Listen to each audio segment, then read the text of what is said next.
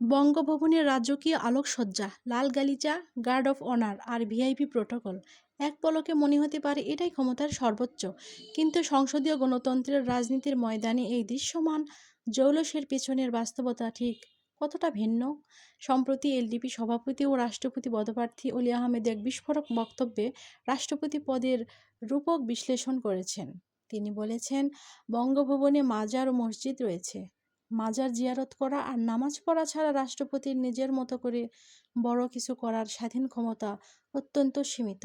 ঠিক এই প্রেক্ষাপটে আজ পুরো দেশের রাজনৈতিক অঙ্গনে একটি প্রশ্নই সবচেয়ে বড় ঝড় তুলেছে। বীরবিক্রম মেজর হাফিজউদ্দিন আহমেদ কি ভারপ্রাপ্ত রাষ্ট্রপতির পদ ছেড়ে বঙ্গভবন থেকে বিদায় নিয়ে নিজের ক্ষমতা হারালেন, নাকি তিনি জাতীয় সংসদের অভিভাবক হিসেবে বসেছেন দেশ চালানোর মূল চালকের আসনে? রাষ্ট্রপতির পাওয়ার কি বেশি নাকি স্পিকারের? সাধারণ দৃষ্টিকোণ থেকে বঙ্গভবনের সম্মান ছেড়ে জাতীয় সংসদের স্পিকারের চেয়ারে ফিরে যাওয়াকে অনেকেই ক্ষমতা কমে যাওয়া মনে করতে পারেন। কিন্তু আপনি যদি বাংলাদেশের সাংবিধানিক কাঠামো আর ক্ষমতার অভ্যন্তরীণ সমীকরণ বিশ্লেষণ করেন, তবে পরিষ্কার বুঝবেন ক্ষমতার আসল রেফারিং আর আসল খেলা শুরু হচ্ছে ঠিক এখান থেকেই। কেন বঙ্গভবনের চার দেয়াল পেরিয়ে স্পিকারের চেয়ারে হাফিজউদ্দিন আহমেদের প্রত্যাবর্তন ক্ষমতার মূল কেন্দ্রবিন্দুতে এক বিরাট পরিবর্তন ঘটিয়ে দিল? ঘটনার পরিক্রমটা একটু সহজভাবে দেখা যাক। সাবেক রাষ্ট্রপতি পদত্যাগ করার পর যখন দেশে এক নজিরবিহীন সাংবিধানিক শূন্যতা ও সংকট তৈরি হলো, ঠিক তখনই সংবিধানের ৫৪ অনুচ্ছেদে অনুযায়ী ভারপ্রাপ্ত রাষ্ট্রপতি হিসেবে দায়িত্ব গ্রহণ করেন তৎকালীন স্পিকার মেজর হাফিজউদ্দিন আহমেদ। তিনি বঙ্গভবনে গিয়ে দেশের মূল সাংবিধানিক অভিভাবকের দায়িত্ব অত্যন্ত শক্ত হাতে পালন করেন। পরবর্তীতে নতুন রাষ্ট্রপতি নির্বাচিত হওয়ার পর নিয়ম অনুযায়ী তিনি স্পিকারের চেয়ারে ফিরে আসেন। আর ঠিক এখান থেকে জন্ম নেয় বড় রাজনৈতিক কৌতূহল। কেন বলা হচ্ছে সংসদীয় গণতন্ত্রে স্পিকার হলেন খেলার মাঠের আসল রেফারি, রাষ্ট্রপতি কেবল আলংকারিক অভিভাবক? আমাদের সংবিধান অনুযায়ী রাষ্ট্রপতি হলেন দেশের সর্বোচ্চ সম্মানিত ব্যক্তি। কিন্তু বাস্তবতা হলো প্রধান বিচারপতি ও প্রধানমন্ত্রীর নিয়োগ ছাড়া বাকি প্রায় সকল সিদ্ধান্তের ক্ষেত্রে রাষ্ট্রপতিকে প্রধানমন্ত্রীর পরামর্শ মেনে ফাইলে সই করতে হয়। অর্থাৎ মির্জা ফখরুল ইসলাম আলমগীর চাইলেই তারেক রহমানের সিদ্ধান্তের বাইরে কোনো কিছুই করতে পারবেন না। তিনি পরামর্শ দিতে পারবেন, উপদেশ দিতে পারবেন, কিন্তু শাসন ব্যবস্থার সরাসরি নীতি নির্ধারণ হয়ে থাকে সংসদ ও মন্ত্রিসভার হাতে। আর ঠিক এই জায়গায় স্পিকারের ভূমিকা হয়ে ওঠে অসীম শক্তিশালী। জাতীয় সংসদ ভবনের ভেতরে স্পিকারের সিদ্ধান্তই শেষ কথা। এমনকি দেশের আদালত ও সাধারণ সংসদের অভ্যন্তরীণ কার্যপ্রণালীতে সরাসরি হস্তক্ষেপ করতে পারে না।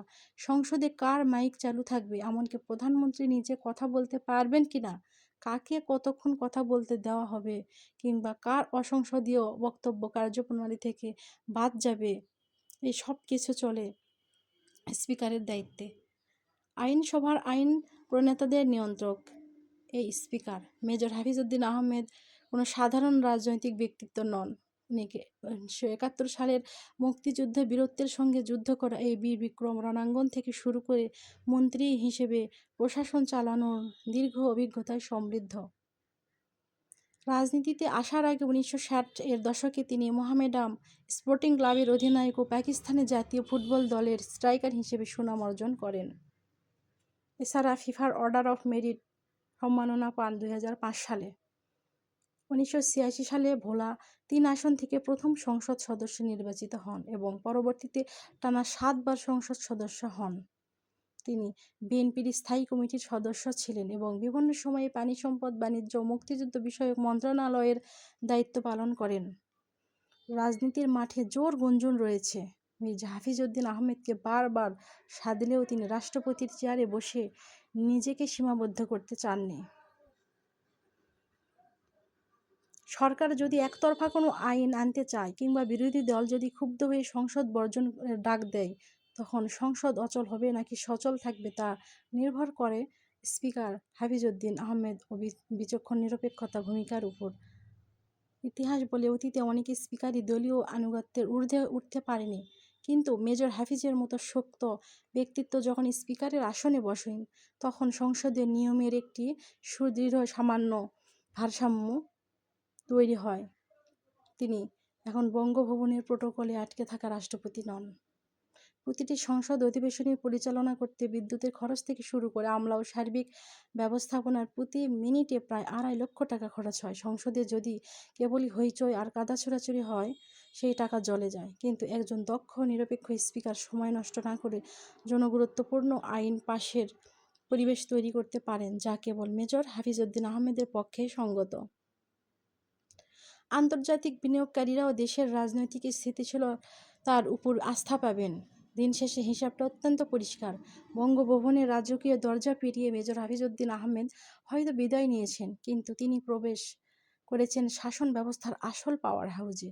স্পিকারের আসনে বসে মেজর হাফিজউদ্দিন আহমেদ কি পারবেন আগের মতোই সব দলীয় মতভেদের ঊর্ধ্বে উঠে বাংলাদেশের সংসদীয় রাজনীতিতে এক নতুন দৃষ্টান্ত স্থাপন করতে, নাকি সংসদীয় জটিলতার মুখোমুখি হয়ে তৈরি হবে নতুন কোনো রাজনৈতিক